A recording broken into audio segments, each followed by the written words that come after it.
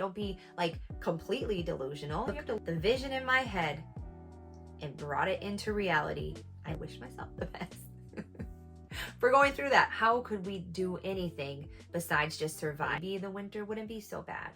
Hey guys, and welcome back to my channel. My name is Jessica. I'm a former nurse practitioner turned health and mindset coach, and I teach people how to create their dream life and find true, lasting wellness. If that sounds like something you want, then just keep watching. I've talked about it in some of my last videos, but a few years ago, my life looked completely different. Today, we're going to talk about the things I did to manifest my dream life. So first off, a little history lesson about me. I graduated from the University of Michigan School of Nursing in 2010. And after that, I worked at the University Hospital there in Ann Arbor for a few years before moving to Texas. My boyfriend at the time was moving to Texas and I wanted to follow him. But he told me that I couldn't follow him just to follow him, that I had to do something with my time when I was down there, which I guess, not even in hindsight, but like just in like good sense, that makes a ton of sense. So I knew that I always wanted to be a nurse practitioner. It just seemed like the perfect time, the perfect place. I got into Texas Women's University and I started my graduate program. My family, who all lived in way northern Michigan, was not super crazy about me moving to Texas. I had already been living 6 hours away from home for the last, handful of years being at college. But then for me to move even further away, naturally it wasn't their preference. But nonetheless, I knew that's what I wanted to do and I made it happen.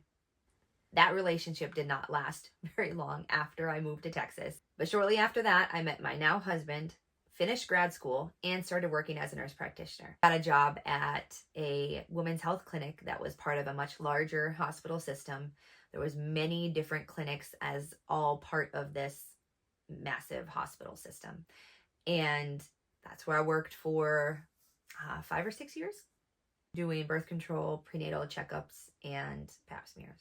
In the 11 years that I lived in Texas, my family and friends asked me no less than 10,000 times to move home. Gave me all the reasons it would be awesome for me to move home. And I always said, no. I always said I couldn't do the winter. Definitely not northern Michigan winter. And that I was content in Texas. So we did the best we could with my family living in Michigan and me and my husband living in Texas. Especially after we started having kids, it got even harder. But I knew, or so I thought, that I would never live in Michigan again. So we just made it work. My sister and I would fantasize about spending random Wednesdays together or going to the grocery store together, picking the kids up from school together. And it started to weigh on my heart that we were so far away and that those things would, if we stayed where we were, never happen. We would never get to raise our kids together. Our kids would never grow up really, really knowing each other. And we would just go on like we were. And as time went on, we started to think maybe the winter wouldn't be so bad. Maybe the winter would be worth all of the new family memories and special times that we could build together. We decided to move to Michigan in very early 2020. We got our resumes in order. We told our parents, we told our friends, everyone was excited. We did not quit our jobs yet, which was, obviously a wonderful thing that did not happen. But we all know what did happen as 2020 went on. And that, plus the fact that I soon after got pregnant with our second daughter, we just decided that moving was not the right thing to do at that time, that it was kind of a sign that we shouldn't be moving right now. And we just kind of picked up where we would have left off and just started our life back over in Texas, kept working, kept doing the stuff, had our baby. Life just went on. But as the next several months went on, several months into the next year or so, bypassing all of the icky details, I stopped working at the hospital system clinic that I was working at. And it just so happened that my husband also lost his job during that time for a reason related to what happened in 2020, but a very ridiculous reason. I'm not going to get into that now, but it was one of those very ridiculous reasons. Anyways, things got pretty tight. So for a while, we were really only making ends meet because of help from family and friends. My husband was working DoorDash and Amazon deliveries as often as possible to help us pay our bills. I was staying at home because we couldn't afford to put our kids back in daycare. During all of this time, I just had this feeling that we were meant for greater, that our life was meant for greater, that there was more out there that we are yet to find. But how? Like, how could we do anything besides just survive? That's the question that I kept asking myself. How could we make any big changes when we can't even afford gas or groceries? So, rewinding just a little bit to the end of 2019. I finally gave in and listened to my mom and sister, who had been nonstop talking about the power of manifestation and the power of your mind and how you can, create things through your thoughts and all of that stuff. I finally gave in and listened to them and started looking into manifestation and all of that stuff. I really started leaning into names like Abraham Hicks and Joe Dispenza and so many more of the great teachers out there. And I started learning a lot. My eyes started to open to the fact that we really do create our own reality by the way that we think and the way that we talk and the actions that we engage in, but based off of our thoughts and our beliefs and our subconscious mind and all of that stuff. I started really learning a lot about that and using it to my benefit to some degree. Since I was still so new to it, I had plenty of moments, like really good moments and then really not so good moments, where I would kind of flip-flop back and forth between this is awesome, I'm going to use this to change my life, I want to create this dream life that I can see in my mind, and screw it and throw the towel in. Like, I literally had days or weeks where I was like, this is stupid. Like, this doesn't work. I don't know what they're talking about. This is stupid. Because I was still so new to it, it was literally rewiring my thoughts. And that is what it takes in order to change your beliefs and change your thought patterns and your actions and all of the stuff that kind of falls out from there. And letting that work in you to change your life. It starts at the very basic level of awareness that our thoughts really do matter. So, going back to the time after I lost my job, we were barely making it. And I was also coming to the awareness that I did not really want to be in healthcare anymore. I knew that my passion for it was non-existent and that I wanted to do something else with my life, even though healthcare was all I ever knew. We started a Instagram page about like family fitness and health and wellness. And like most times these days, it didn't gain any traction at all. It just sat there. I would pour myself into our videos and think all the time about different videos we could make, and they just sat there. But regardless, I knew that I didn't want to be in healthcare forever. So I went ahead and I got my personal training and nutrition certification. My husband and I started talking about starting a business together, and we would stay up late night after the kids went to sleep and talk about the dreams that we had and different plans for the business, different visions for our business, the name that our business started out as. We have rebranded since, but we would just talk and get excited, and we were actively manifesting everything that we're doing right now.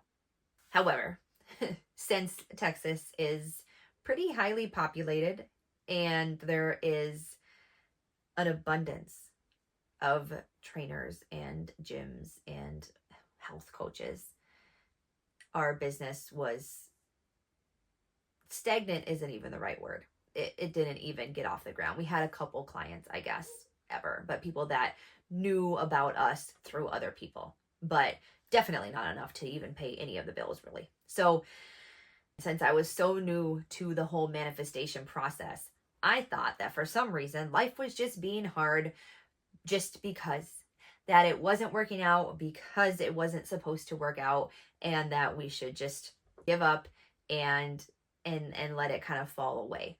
Little did we know that it was actually setting us up for the best possible case scenario ever. But we had to pay the bills. So I went ahead and looked for another job in healthcare. Even though I knew I didn't want to, I did it because that's what we had to do. And the job actually came pretty quick. And it looked from the outside at first like the best, most amazing job ever. Like my dreams just fell into my lap.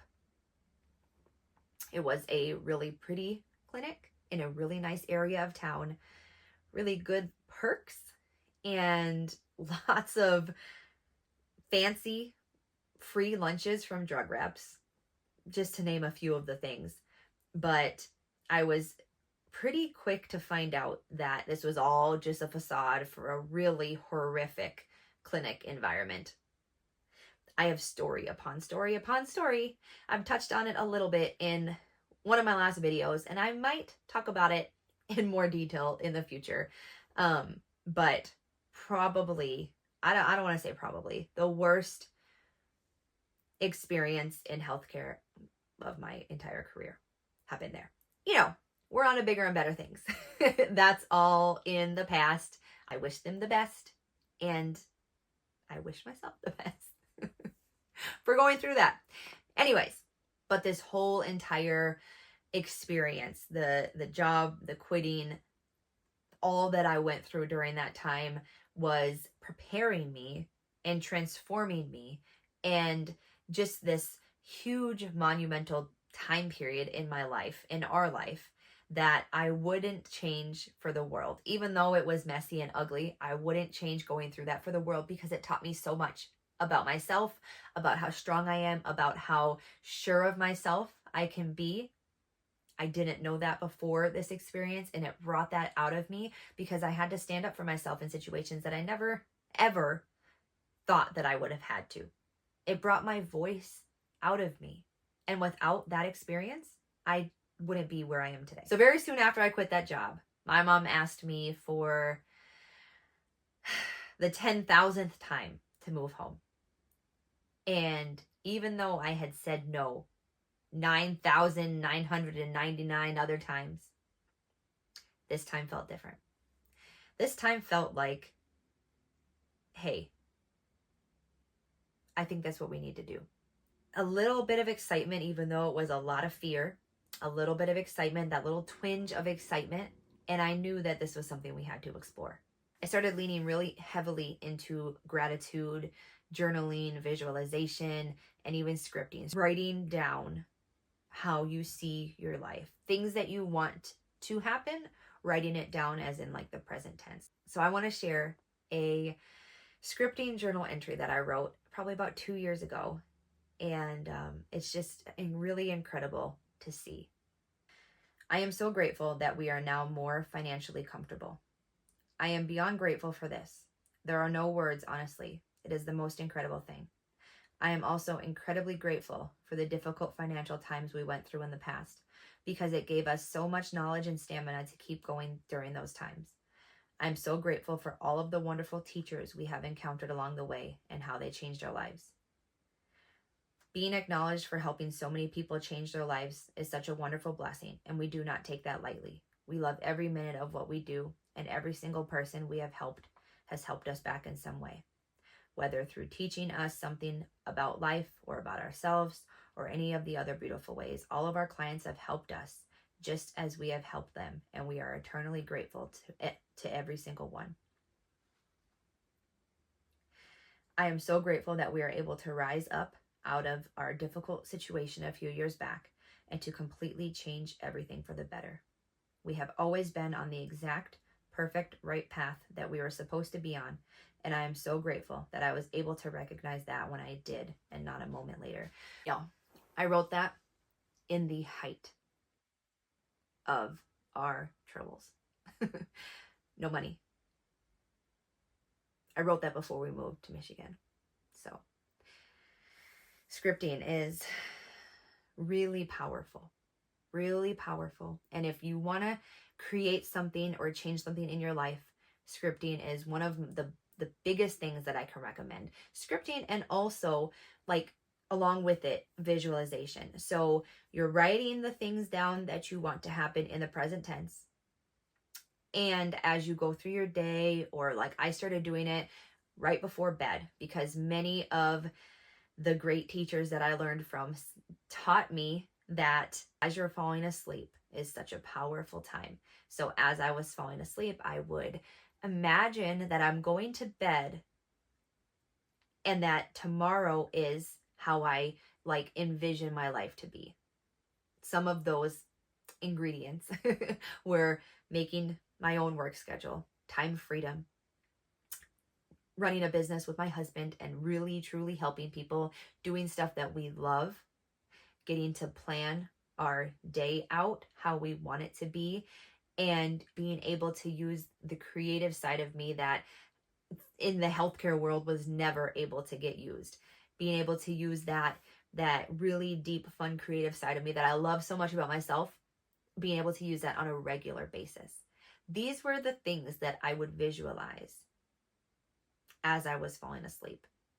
Like I said, you visualize, when you think about going through your day tomorrow, but just playing the little trick on yourself that actually tomorrow is tomorrow, but it is how you see. If you want a different job, if you want to own your own business, if you want to move someplace else, visualizing, letting yourself feel the excitement and the fun that comes from putting yourself there.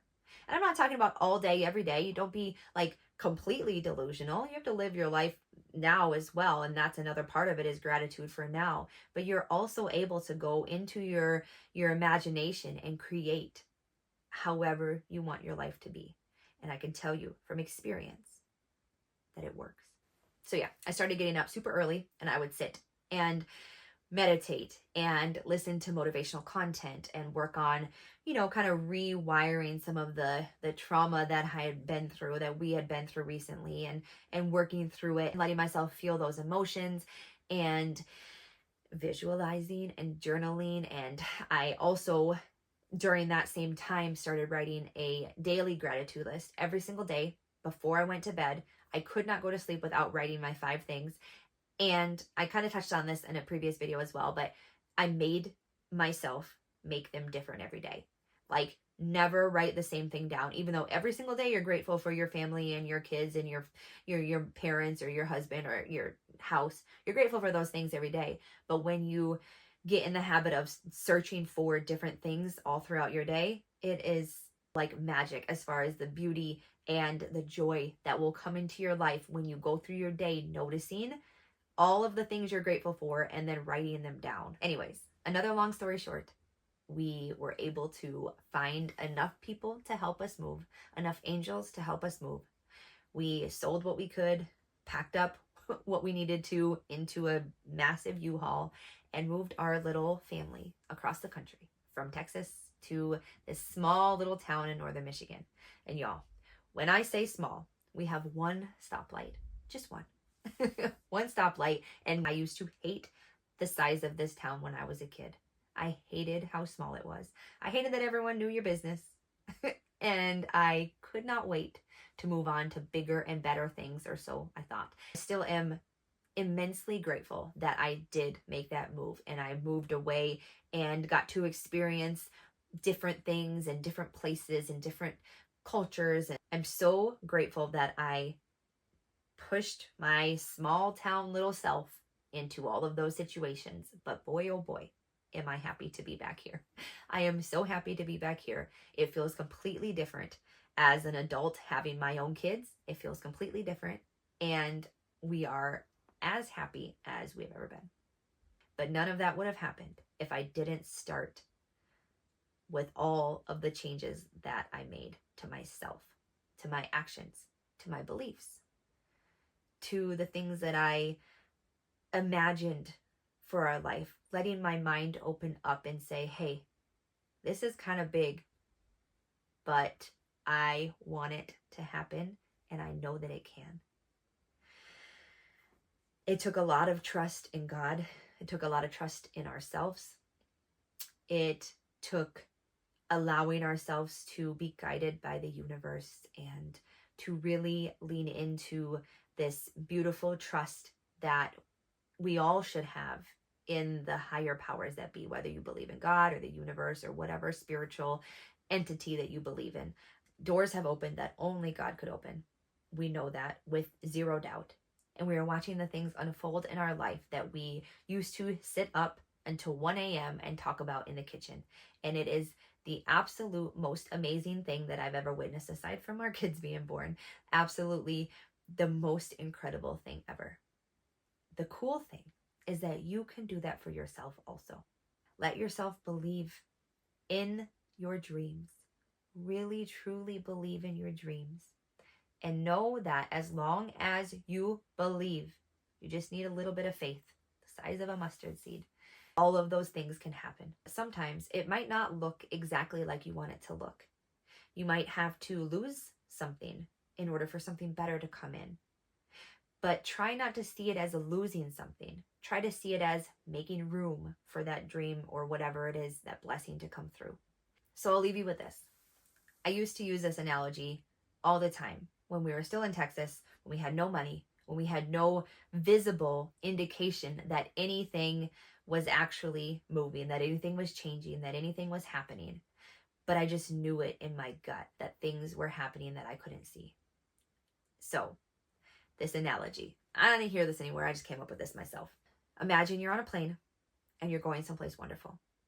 Somewhere that you love going, or somewhere you've always wanted to go and you've never been before. Somewhere exciting. You're on the plane, you're taxiing around the runways. You know, you stop occasionally to let another plane go by, or you get to a certain spot and you pause for, a few minutes and you think, oh, is this the time? And then you start moving again. You're like, no, I guess not. And you keep moving and moving. Pause again. No, someone else just going by. And then you make that big bend and you're like, this is probably it. And you just sit there. And you just sit there. And you're waiting. You don't get frustrated because you're like, I'm excited just to go there. You're just waiting, knowing that the plane's going to take off and you're going to be on your way to the exciting place that you're going. And so you're sitting there and you're waiting, that butterfly in your stomach feeling of whenever if you've been on a plane, whenever the plane takes off and you go super, super fast and then the wheels come off the ground and you go up in the air, that feeling, you're waiting for that. And you know that when that happens, you're going to have all the excitement, nerves a little bit, and then you're up in the air and you're going. If you're in your taxiing season right now, be excited about it. Don't be upset about it. Don't be frustrated. Know that you are going somewhere. You are, but you have to get yourself out of the frustrated mindset. You're just waiting for your turn. Some other planes have to go first. You have to get to the right area at the right time. It will happen, but you have to just let go and embrace the wait. Embrace the taxiing time and find a way to be grateful for exactly where you are right now. If this resonated and you want to see more, make sure to hit the subscribe button so you don't miss my next video. Bye, guys.